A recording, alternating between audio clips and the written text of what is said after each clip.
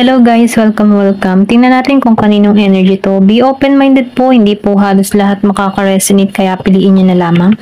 And thank you nga po pala sa mga nag-subscribe, lalo na po sa mga bumabalik. Marami pong salamat. Give me the message for collective.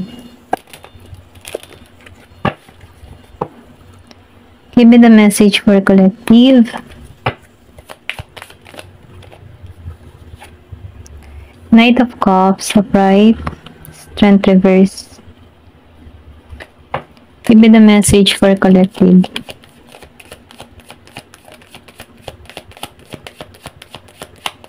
Meron ako nakikita dito Scorpio, Cancer, and Pisces. May Leo.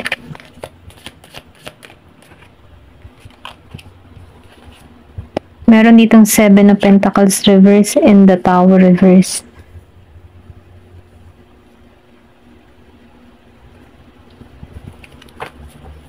Give me the message.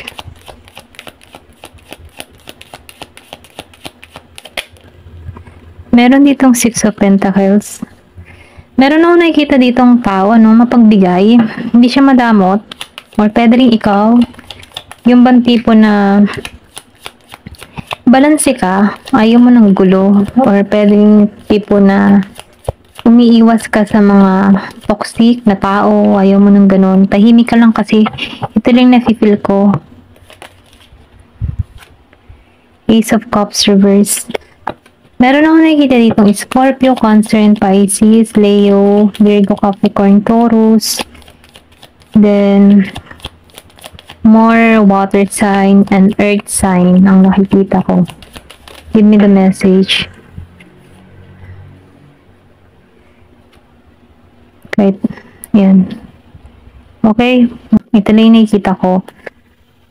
Scorpio, Cancer, and Pisces, Virgo, Capricorn, Taurus. Then, Leo. Pwedeng ikaw to o pwede rin yung tao mo. So, ba't lumabas tong Knight of Cups? Tingnan natin Wait lang po. Bakit lumabas tong Knight of Cups? Anong meron dito sa Knight of Cups? So, nakikita ko dito, meron ditong tao na maaruga, mapag-alaga, okay? Mapagmahal. Meron ako nakikita ditong Year of the Dog, Year of the Rabbit, and Year of the Horse. Mapag-aruga tong tao na to. Pwedeng ikaw to, pwede rin yung person mo.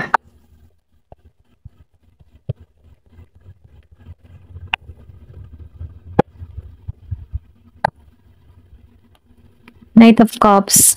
Lumabas ang The Lovers reverse. Yan. So, nakikita ko dito, nagkaroon dito ng hindi balanse. Kumbaga, meron ditong one-sided love. Ikaw lang yung nag-aalaga ng relasyon or meron ditong tao na siya lang yung nag-aalaga ng relasyon, siya lang yung kumikilos. Kumbaga, one-sided love. Ito lang yung nafe-feel ko dito sa The Lovers. Maybe, ikaw dito, tinuturuan ka dito na mahanap mo yung balanse mo dito sa The King of Cups. Kasi bilang ikaw na isang mapag-aruga, mapag-alaga, hindi mo deserve yung isang tao na alam mo, ikaw lang yung kumikilos sa isang relasyon. Kumbaga, maybe ikaw ay napunta sa isang tao na hindi ka pina-priority, hindi ka binibigyan ng panahon. Dahil dito, ikaw lang yung bumubuhos ng attention dito. Maybe meron ditong lesson sa'yo na kung saan, tinuturuan ka dito na mahalin mo yung sarili mo. Deserve mo yung partner na katulad mo.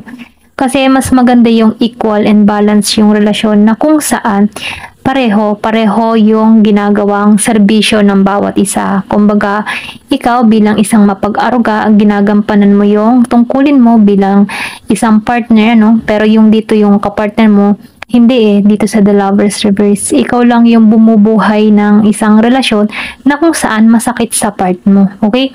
Pero ganun pa man, binibigyan ka dito ng pananaw. Okay? Binibigyan ka dito ng pananaw na kung saan, alagaan mo yung sarili mo. Okay? Bago mo alagaan tong tao na ito, dapat equal at balance yung pareho, okay? Hindi yung ikaw lang. Kasi nakikitaan ko dito, mas lugi ka dito, okay? Kung ikaw man to, or pwede rin sabihin, person mo, no?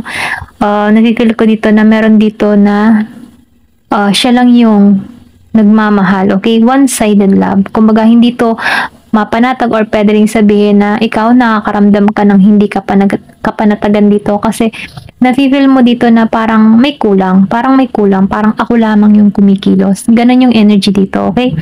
Hindi po halos lahat sa part na to, ano, kasi nakikitaan ko lang dito na one-sided love, okay? Then, strength. Bakit naman lumabas ang strength reverse? Ace of Cups. So, nakikitaan ko dito, no, pinanghihinaan ka dito ng loob dito sa strength reverse. Pero ganun pa man, ano, maybe kaya ka pinanghihinaan ng loob. Dahil kaduksong dito, no, one-sided love. So, ikaw, ikaw lamang yung pumupukaw ng attention. Pero ganun pa man, ano, pinanghihinaan ka ng loob dito. At meron ka ditong bagong darating sa buhay mo na katulad mo, na equal patungo sa'yo. Kumbaga, itong tao na patungo sa'yo ay magbibigay ng attention sa'yo, bubuhos ng attention sa'yo na hindi mo makuha dito sa past person mo, or pwede rin sabihin na ikaw umaasa ka pa rin dito na babalikan ka ng tao mo dito sa The Lover's Reverse. Sorry yan, naubo ko. Umaasa ka dito na babalik siya muli dito, pero hindi eh. Dito nakikita ko kasi dito na one-sided love. Then dito, no, sa Ace of Cups, meron ditong bagong parating sa'yo. Kung tinanggal ka man dito, or kung ikaw man ay nagkaroon kayo ng separation dito, no, tinanggal ka sa tao nito kasi nalulug mo ka dun eh. Parang hindi mo deserve yung ganong tratuhin ka na ikaw lamang yung bumubuhos ng atensyon, okay? So dito sa Ace of Cups, merong ipagkakalob sa'yo dito na mas higit dun sa nakaraan mo. Kasi meron dito magbibigay sa'yo ng fulfillment. Kumbaga, sa isang relasyon ay bubuuin kang muli nito, okay? Nakikita ko rin dito na magkakaroon ka dito ng paggising, lalo na sa emotion mo, or pwede rin sabihin, naiisip mo na to, or nare-realize mo na bakit ako lang yung nagmamahal dito, bakit ako lang yung nag-e-effort, bakit ganun, okay? So, nakikita ko dito na pinaiisip sa'yo dito, okay? Or binibigyan paunawa sa'yo dito na kailangan mong matanggap, okay? Kailangan mong maging maayos, or kailangan mong yung tipo na kailangan mong makita na deserve mo yung bigyan ng attention, tamang pagmamahal, deserve mo, okay? So, ipagkakalob sa'yo dito sa Ace of Cups. Kung tinanggal ka dito sa masakit na pangyayari nito, dahil meron deserve na naghihintay sa'yo dito sa Ace of Cups. Bakit lumabas ang Seven of Pentacles reverse? So, nakikita ko dito, no, papasok tong realization patungo sa'yo, okay? Pwede rin sabihin sa panahon ngayon, single ka. Kasi nakikita ko dito na marami kang na pagnilay-nilay, or pwede rin sabihin magninilay-nilay ka dito, mag-iisip-isip ka dito, kumbaga magkakaroon ka dito ng realization, mahahanap mo yung katotohanan. Maybe masasabi mo dito, ay siya nga, tama nga, okay? Tama nga, bakit nga ba ako lang yung kumikilos? Parang lugi ako, okay? So, dito, tinuturuan sa'yo or pinaiisip sa'yo dito na kailangan ng balanse, okay? Kasi mas maganda yung relasyon na balance, give and take, hindi yung take lang ng take, ikaw give lang ng give, ganun. Ganun kasi nangyayari dito ay one-sided love. Give ka ng give, yung isa take ng take, abusado, okay? Meron ditong the Tower reverse. Ace of Wands. So, nakikita ko rin dito, no?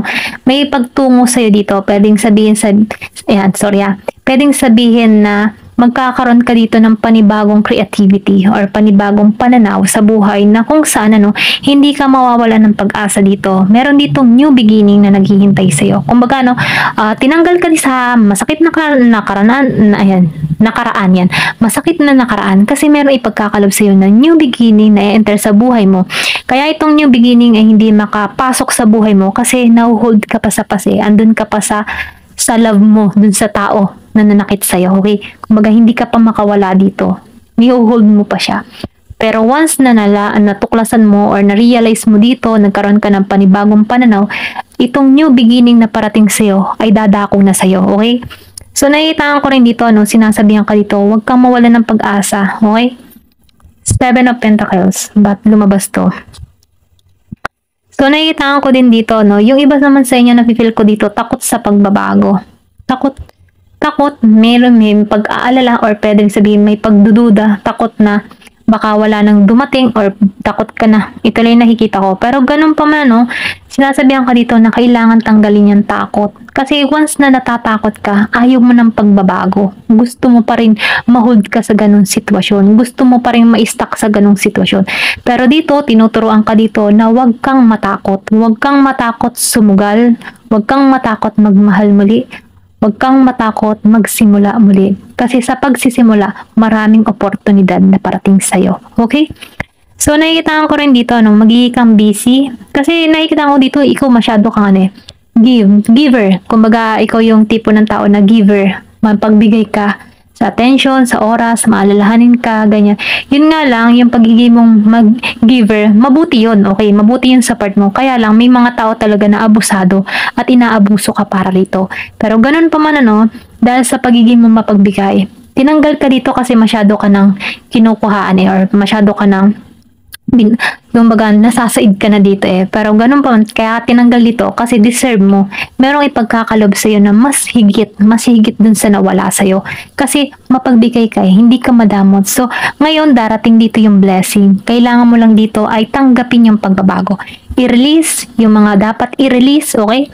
Tinuturuan ka dito or pinapaisip sa'yo dito na i-release na yung mga dapat tanggalin pa. Okay? Nang sa ganun, no, makapasok ang bagong ideas, makapasok yung, excuse me, magkaroon ka ng creativity or sabihin natin, magkaroon ka ng mga bagong adventure, okay? Kumbaga, mabubuhayan kang muli dito. Ito lang yung nakikita ko. Lumabas ang Ace of Cups reverse, hindi mo pa kasi ito makita kasi naka-hold ka pa sa sitwasyon. Ayaw mo pang tanggapin. Okay? Pero tinuturuan ka dito, release. Ten of Swords, nasasaktan ka kasi kaya ka naka-hold. Kasi maybe, sa bagay, mahirap naman talagang ilumin once na talagang mahal na mahal mo. Kahit alam mo lahat ng kamalian ng person mo, once na tinitibok ito ng puso mo, tanggap mo kasi pagmamahal nga ganun nga. Kumbaga yung pagmamahal mo dito ay sobra-sobra. Pero ganun pa man, no? Pinapaisip dito, okay? Kailangan mo na ditong mag-moving on. Kasi nakikita ko dito yung betrayal na naganap sa'yo, okay? Kumbaga, pakiramdam mo, talunan ka dito or nasaktan ka dito. Kaya hindi mo makita yung pag-asa, hindi mo makita yung magandang kinabukasan para sa'yo. Pero ganun pa man, sinasabihan ka dito, huwag kang maging ganun, okay? Kasi merong positibong parating sa'yo kung maniniwala at mananalig ka sa Diyos. Maraming pagsubok kang kinakaharap, pero yung mga pagsubok na yan, dyan ka matututo kung paano ka magiging matatag na isang tao. Then, nakikita ko din dito na sa Queen of Pentacles reverse, hindi mo kasi makita, pwede rin sabihin nahihirapan ka, lalo na sa budget or and then nakikita, maliban sa love life mo, nahihirapan ka din sa financial, okay? Yung iba sa inyo, hindi pa stable yung sitwasyon, ganun. Pero ganun pa man, dahil ito yung kinatatakutan mo, meron ditong misinterpretation na nangyayari sa'yo. Kumbaga, hindi mo maunawaan itong mga nangyayari sa'yo. Parang naguguluhan ka dito. Hindi ka masaya sa kinalalagyan mo sa panahon ngayon. Pero ganun pa man, binibigyan ka dito ng positibo, okay? Positive vibes na kung saan tanggalan mo to, okay? Mag-isip ka dito ng panibagong ideas para makakatulong para sa sarili mo, okay? Kasi may papasok new beginning sa'yo and new love, okay? Kailangan mo lamang ditong ma-realize and tanggalan yung mga dapat tanggalan para makapasok tong new energy patungo sa'yo. Lumabas ang King of Cups. So, makikita mo dito ay isang tao na caring, mapagmahal. And then, nafe-feel ko dito ay mapag-arugatong tao nito. Ito yung papasok sa buhay mo okay? So, ikaw dito, judgment, ayaw mo pa tong tanggapin or pwede rin sabihin na ini-ignore mo tong calling na to. Kumbaga, itong mensahe na to, ayaw pa kasi naka-hold ka pa dito sa love mo dito sa past person mo or umaasa ka pa rin dito, okay? Nagpapasakop ka pa rito. Yan, nautal na ako. Nagpapasakop ka pa rito. Pero ganun pa man, para makapasok tong King of Cups sa'yo, kailangan mo ditong i-release to. Okay? Meron ako nakikita ditong Gemini, Aquarius, and Libra, Scorpio, Cancer, and Pisces, Virgo, Aries, Leo, Sagittarius. Ayan. Ito lang yung nakikita ko. Ayan ha. So, ito lang yung payo sa'yo, i-release ang dapat i-release nang may makapasok na bagong energy, bagong opportunity kasi merong new beginning na naghihintay sa'yo na magpo-fulfill sa iyo. Ito lang nakikita ko. Meron ditong paggising. Merong bagong pag-ibig na parating sa'yo para makapasok tong King of Cups patungo sa'yo. Huwag kang mag-alinlangan. Calling to sa'yo. Okay? Ayan po, hanggang dito na lamang po. Thank you for watching and love and peace.